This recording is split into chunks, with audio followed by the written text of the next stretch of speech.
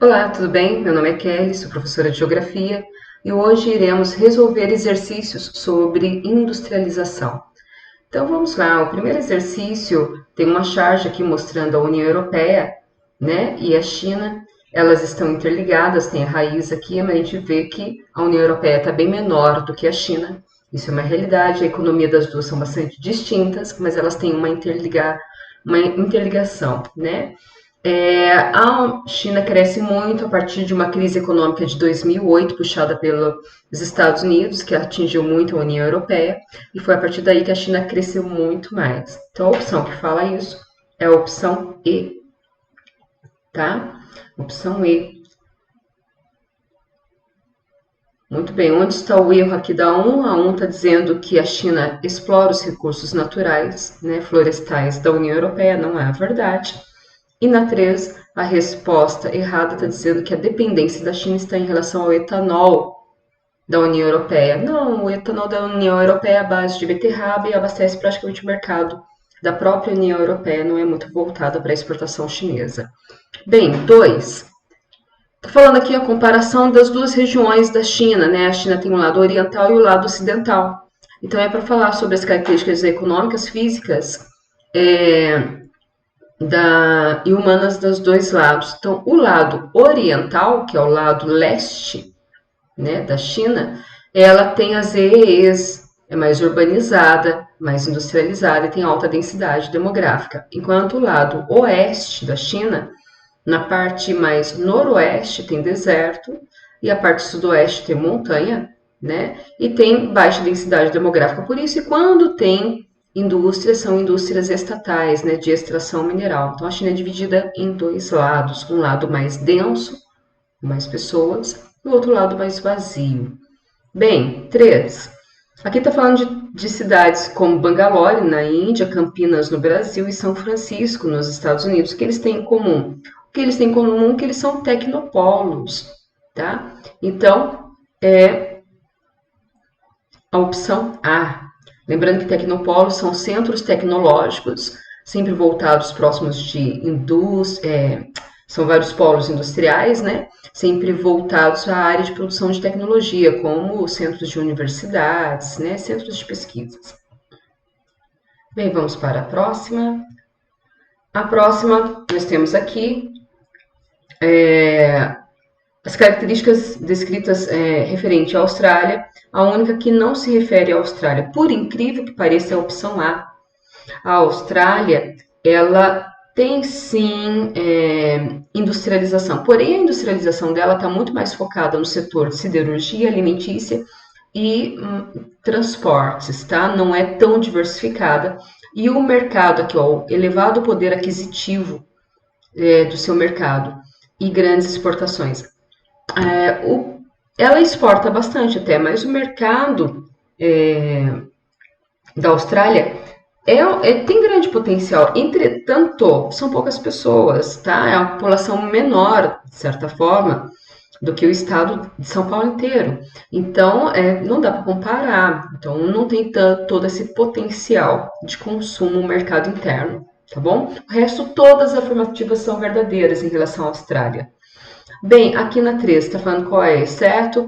Exceto também é a A. Por quê? Está dizendo que a PEA é a população economicamente ativa, né, que são os trabalhadores da Austrália, que eles estão no setor primário. O setor primário significa agricultura. Não é verdade. O setor que mais emprega na Austrália é o setor secundário e terciário, tá? Bem, a Austrália ela tem dois lados muito fortes também. Então aqui tem um mapa da Austrália que é para só ajudar a entender essa questão. Esse lado aqui da Austrália, o lado oriental, é a parte onde tem polos industriais, tem as indústrias, e a área onde tem um clima subtropical. Já a parte leste da Austrália é bastante desértica e as indústrias que vão ter vão ser extrativistas daí, tá? Então é mais o extrativismo, siderurgias, tá bom? Bem, nós temos o exercício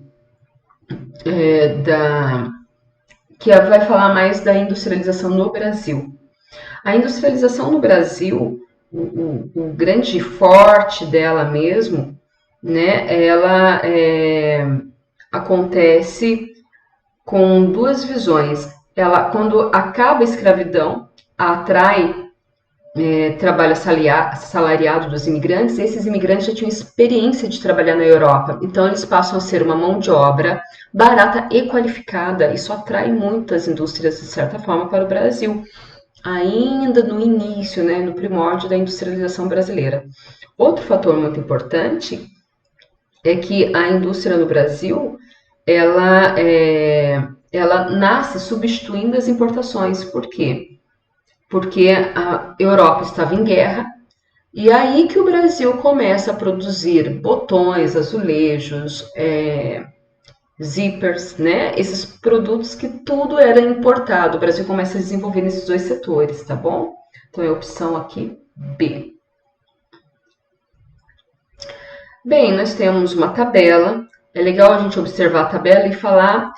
Quando eles colocam tabela para vocês, para você tirar a informação justamente dela. É muito interessante isso, principalmente quando eles colocam, ó, de acordo com o gráfico, o quadro, né? Aqui, claro, usa também os seus conhecimentos prévios. Entretanto, ele quer enfatizar o que tem no quadro. Então, olha só, ele fala que a industrialização no Brasil, o boom foi no século XIX. Não, teve o início no século XIX, mas o grande boom já era século XX, tá? Já era o século XX que começou dentro desse quadro. A gente sabe que teve outra fase muito mais forte, industrialização no Brasil, principalmente no período de JK, né? Entretanto, aí ele está abordando o que tem no quadro. Depois está dizendo aqui, com o desenvolvimento do processo industrial no Brasil, a B, né? Então a A está errada, falando que foi o século XIX. A B, onde está o erro? Está dizendo que o número médios de operário aumentou muito, né, principalmente no período da Primeira Guerra Mundial. Olha os números de operários, foi a época que reduziu, aumentou estabelecimentos, mas diminuiu operários. Vamos lá, C. Apesar do desenvolvimento industrial do Brasil ter ocorrido incipiente, incipiente que significa iniciante, início, princípio, começo. Já no século XIX, é verdade, tinha começado no século XIX, a partir de 1910, período que abrange a Primeira Guerra Mundial, e o seu período longo posterior verifica uma grande aceleração. É verdade, ó. Depois de 2010 até 1910 até 1919, nós temos aqui o auge. Verdade, a C é verdadeira. Onde está o erro da D aqui? Só para andar rapidinho. Fala que no período correspondente ao primeiro pós-guerra, o número de estabelecimentos industriais declinou. Então, olha só, aqui a gente não tem a data se realmente pós-guerra. Aqui é a data desconhecida, pode ser qualquer outra data que eles tenham colocado, tá? Então não condiz. Vamos lá. E os últimos anos do século XIX corresponde ao período de maior valor que atingiu o ápice dentro do período considerado no quadro. Então está dizendo que o valor da produção teve o auge no final do século XIX.